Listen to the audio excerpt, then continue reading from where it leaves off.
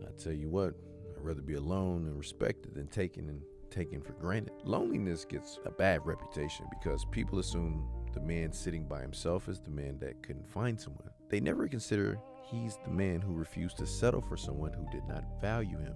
There's a version of alone that's not empty, it's protected. Some of you are in relationships right now where you are more invisible than the single man eating dinner by himself.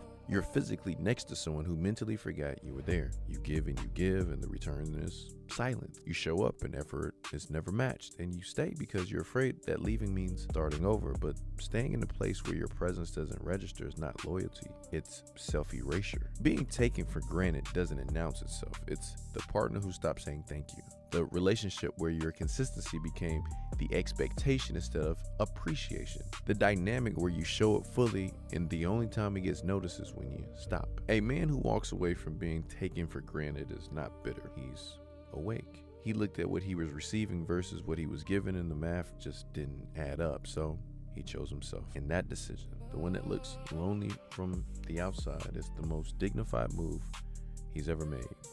Being single is a season. Being unseen by someone who was supposed to see you is a different kind of lonely entirely. Alone and respected will always outweigh taken.